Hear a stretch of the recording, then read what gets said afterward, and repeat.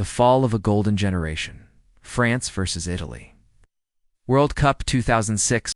By summer 2006, France's Les Bleus were led by Zinedine Zidane, a player whom the Los Angeles Times had hailed as others look on and can only marvel.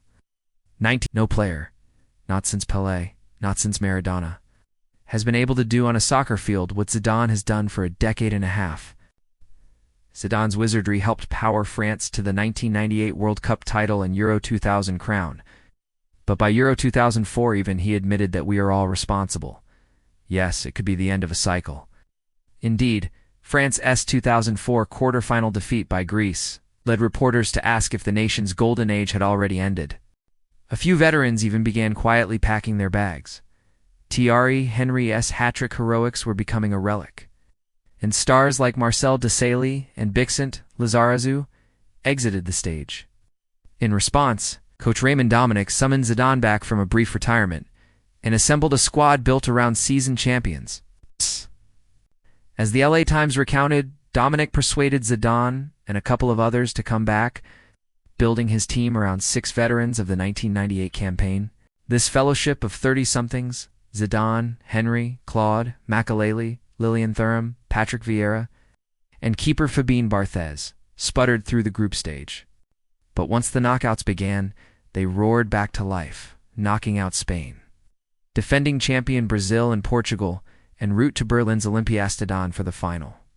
1998, France wins the World Cup on home soil. 2000, France follows up by winning Euro. 2000, 2002, the defending champions crash out of the World Cup with 0 points.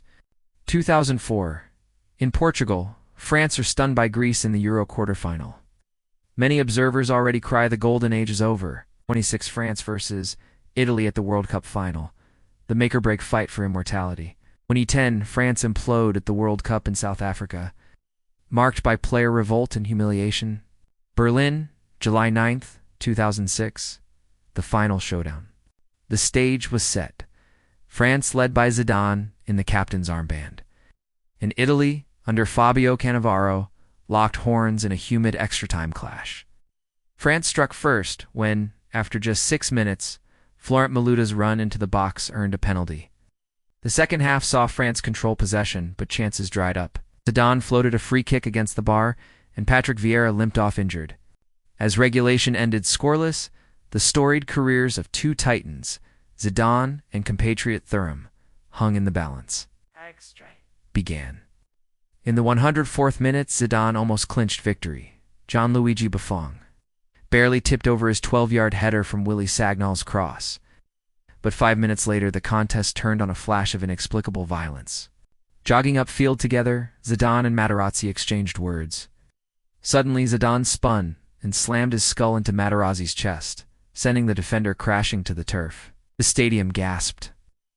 Referee Horacio Elizondo halted play, checked the replay, and brandished a red card at France's captain. France's hero, in disgrace, left the field in tears. An ignominious end to the last match of Zidane's career. With Zidane sent off, the game went to penalties. It proved cruel. France's designated stars were gone. Quick-firing Trezeguet struck the bar, while Italy's steadiness held. In the shootout, Italy prevailed 5-3. Fabio Grosso, as The Guardian noted, was the man of destiny, who secured victory for Italy from the spot. Cannavaro and the Azzurri piled onto the turf in joy, Italy lifting the cup amid cheers. For France it was agony, agonizingly close, and yet heartbreakingly out of reach. Aftermath, end of an era and a new beginning. Nothing after the final would feel the same. Zidane, who had already announced this would be his last tournament, was effectively pushed into retirement by that red card. As The Guardian dryly put it, a red card rather than a greetings card ushered Zinedine Zidane into retirement. His fellow veterans also vanished from the scene. Goal. Com noted that longtime keeper Fabien Barthez retired only after the 2006 World Cup final, unable to even face the pressure of the shootout. Lilian Thuram and Claude Makelele quietly bowed out by season's end, and Patrice, Evra, or Frank would soon carry the torch. In truth, the last echoes of 1998's dynasty were gone. The defeat in Berlin crystallized a brutal truth. France's champions had faded, and a painful rebuilding lay ahead. The remaining dozen summers saw mixed fortunes: a humiliating team revolt in 2010, a semi-final under Didier Deschamps in 2016, and finally, redemption. Veterans like formally relinquished their spots. One of those new talents was 18-year-old Kylian, whose meteoric rise would lead France back to glory. In 2018, France would again lift the World Cup, led by Griezmann, and the definitive end of the old guard's reign. In retrospect, the 2006 final stands as the pivotal moment when France's first golden generation passed its torch. One match, one headbutt, one penalty, one final surrender of chance marked the symbolic and practical close of an epic. From the ashes of that night came new clarity. The game is cruel. Heroes are human, and every legend must someday walk off the stage.